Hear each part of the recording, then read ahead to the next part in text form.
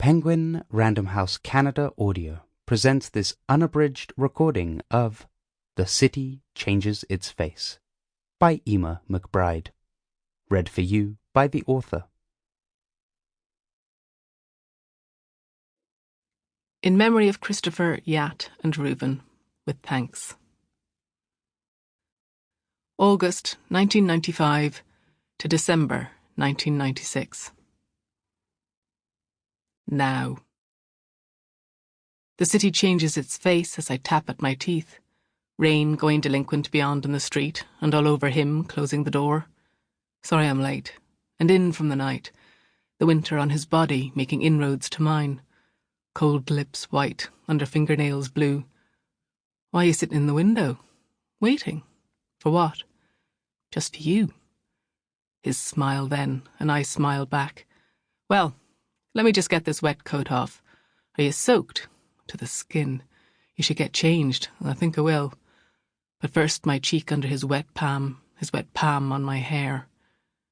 How are you doing? Fine. You? The spareliest of nods, and all right, too. Then kiss my mouth, his, kiss again, the smell of his damp hair and rain on my hand. I'll get dried off, then cup of tea? Yeah, I'll put the kettle on. But my eye goes through him for his state of mind, and that quick glance, turned eyebrow itch, turned to yawn, is gauging, I think, when he thinks I can't see. How is she? Fine. Or she seems okay. Good. Tick. Now? Fine. Good. Tick again. Out of care, I know, but dismiss as whim his carefulness of me. Sidestepping it so, and out of real interest ask, so how was the show tonight? Not bad, actually. Many people in? Full house, far as I could make out. And many round after? One or two. Anyone there you knew? Thankfully not. And the others? We're all heading out for a drink, but I didn't fancy it. I wouldn't have minded. Wasn't really in the mood. Besides, it was pissing it down, so. But already halfway down the hall, the frozen length of him cutting the corner to vanish off into our room. Eyeglass floor rap. Time to relinquish the street. All those rushers in their dashes from the gutter spouts of taxis. It is downpour Camden, drenching city.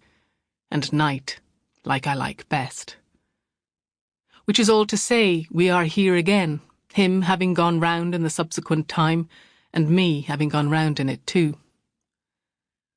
So unfold my legs to put feet on the floor, quick shift my stiffened body into his broad cold, let the curtain drop, and the streetlight maraud where it wills beyond the pane, wide beyond and across those civic realms where all but we reside, even to where I saw earlier's white sky through, above the lent chimneys, and further off too to where the tube must be.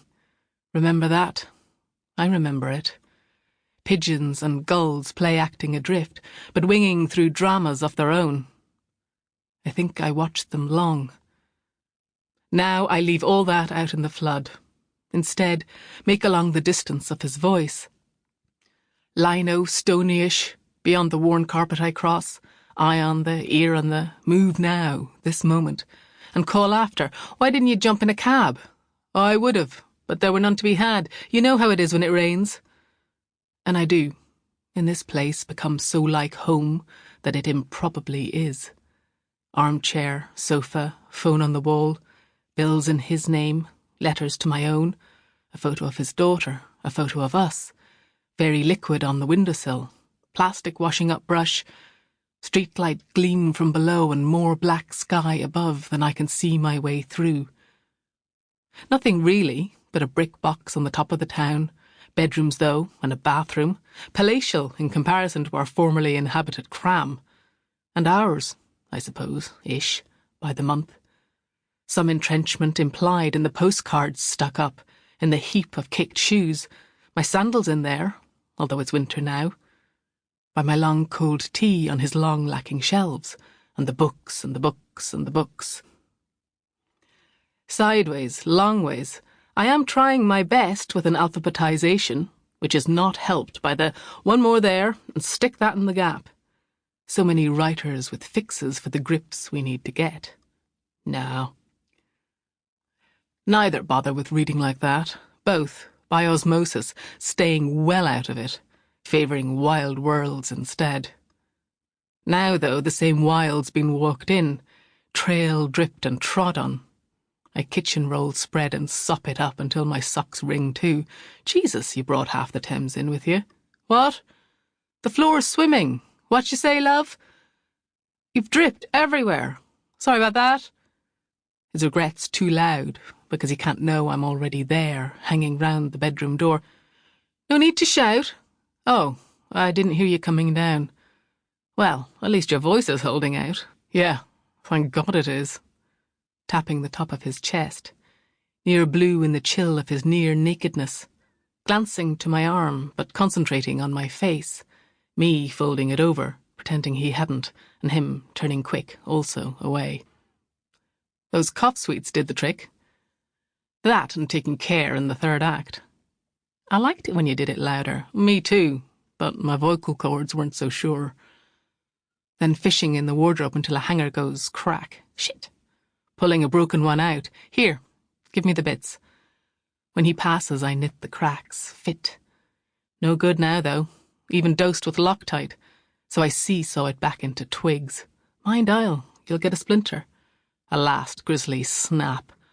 Abruptly so violent I wonder at it myself, and chuck it, there, with my inner curse. You're broke, so be it, and lie unmourned in that Sainsbury's bag lining our bin.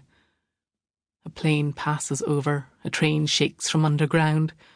With unusual indiscretion, his eyes wander me down, asking after all the things he'd like me to clear up. For want of willing, I am flip. Those hangers were a swizz.